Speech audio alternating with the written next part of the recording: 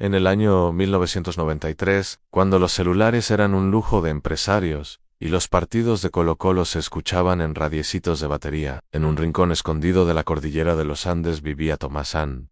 Él era un niño de 10 años que sabía mucho más de ovejas que de matemáticas. Su casa tenía un techo de zinc, olía a humo de leña, y la compañía de un perro flaco llamado Pilalo, que ladraba solamente cuando pasaba el camión de la leche. El vergel, su hogar, no salía en los mapas turísticos. Era apenas un puñado de casas pegadas al río Ñuble, allá en la comuna de San Fabián, en la región del Ñuble, a unos 110 kilómetros al noreste de Chillán. 186 personas, según el censo del 90, aunque don Pancho, el abuelo de Tomás, juraba que eran 200, porque no contaban a los que vivían tras la loma. Cada amanecer sin falta, Tomás salía con su abuelo a pastorear. Don Pancho usaba un sombrero de paja raído, y siempre cargaba un bastón de litre, al que llamaba el consejero. Él decía que los árboles hablaban, solo que muy pocos sabían cómo escuchar. Tomás al principio pensaba que eran cuentos de viejo, historias para pasar el rato, pero eso fue hasta que aprendió a fijarse en las hormigas justo antes de la lluvia,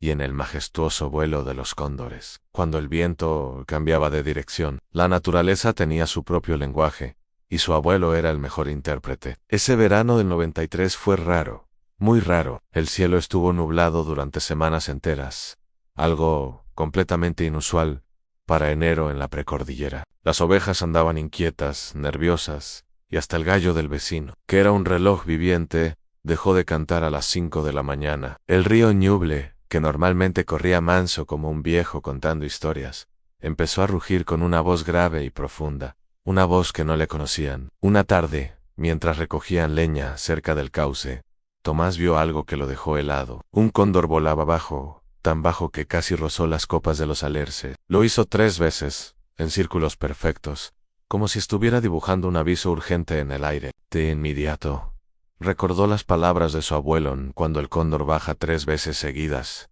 es porque el río se enoja y se come el camino. Sin pensarlo 2 veces, corrió a la casa. Don Pancho estaba sentado en su mecedora, tranquilo, arreglando una zamarra con hilo de lana. Pero al ver la cara de espanto de Tomás, dejó la aguja y salió al patio. Miró al cielo, olfateó el viento, y hasta tocó la tierra con las yemas de sus dedos, como si estuviera leyendo un libro invisible. No dijo una sola palabra, pero su ceño se frunció, igual que cuando uno lee una mala noticia. Esa noche, a las 2 de la madrugada, Pilalo empezó a aullar. No fue un ladrido común, de esos que alertan sobre un extraño. Fue un quejido largo, lastimero, como si llorara por algo que ya había pasado, una tragedia inevitable. Don Pancho se levantó de un salto, encendió la vieja lámpara de carosín, y despertó a Tomás. Agarra tu mochila, le dijo con voz firme. Ponle agua, pan, la manta de lana, y el diario de tu mamá. Y por nada del mundo, olvides el silbato que te regalé. Tomás obedeció, sin preguntar. Su mamá había muerto 2 años antes, y ese diario era lo único que le quedaba de ella. Lo guardaba como un tesoro, aunque nunca lo había leído completo. Solo sabía que en la última página, con la caligrafía de su madre, decía: Ana, el río me enseñó a escuchar. Afuera, el viento silbaba entre los álamos con una fuerza descomunal. El río ya no rugía, ahora cantaba.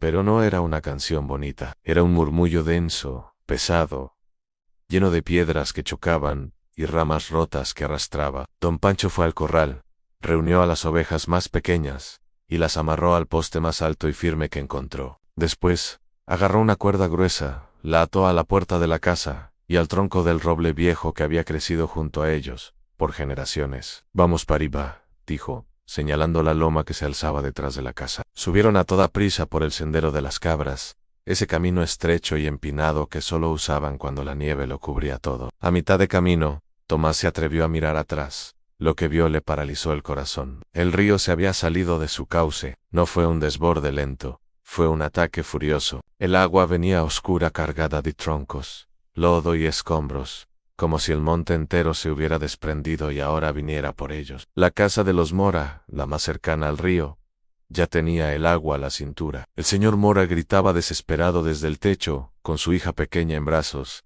aferrándose a la vida. Don Pancho se llevó los dedos a la boca y silbó fuerte. Un silbido agudo y penetrante, el mismo que usaba para llamar a las ovejas perdidas en el cerro. El hombre lo escuchó, asintió con la cabeza y empezó a trepar al nogal que había junto a su techo, buscando un refugio más alto.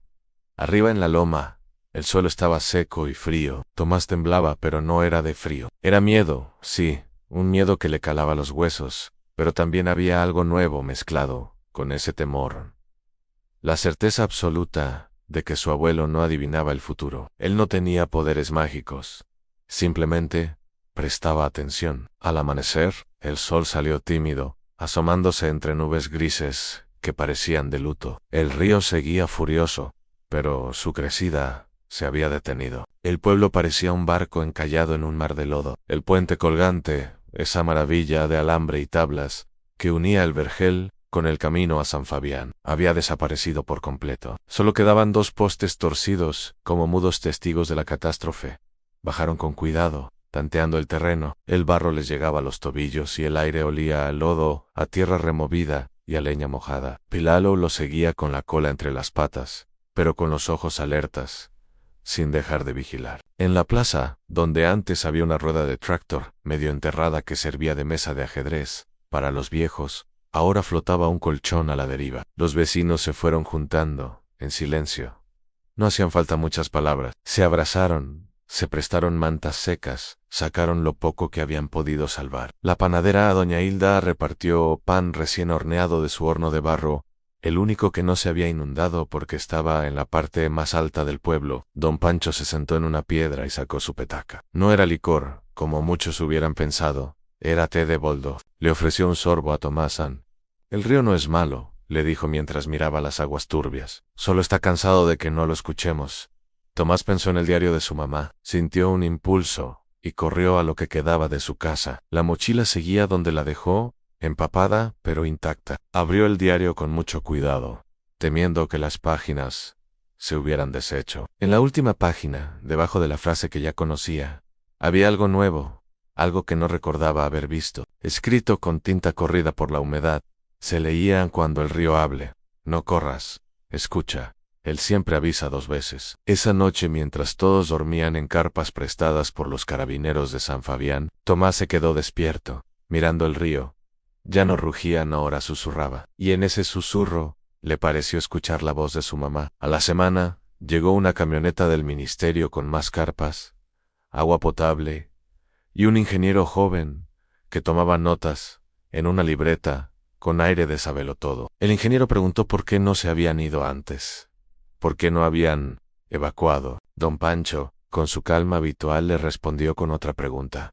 ¿Usted cree que los mapas saben más que los cóndores? El ingeniero no supo qué contestar. Meses después, el pueblo se reconstruyó, pero más arriba, lejos del cauce antiguo. Hicieron un nuevo puente, más fuerte y seguro, y una escuela con techo de paja sintética. Tomás empezó sexto básico, y en su primer cuaderno de la nueva escuela, escribió: «Hoy aprendí que el miedo no es malo si te enseña a cuidar». Don Pancho murió en el invierno del 95, envuelto en su manta de vicuña, con su fiel bastón de litre apoyado en la pared. Antes de cerrar los ojos para siempre, le dijo a Tomás en el río: «Siempre vuelve, hijo, pero también vuelve la vida. Lo importante es nunca taparle el camino». Hoy, el vergel sigue allí, escondido entre los cerros, con menos habitantes, pero con mucha más memoria. Y si uno se sienta en la orilla del Ñuble al atardecer, cuando el sol pinta las montañas de naranja, puede oír, entre el murmullo del agua, el eco de un silbido agudo y el ladrido lejano de un perro flaco que ya no está,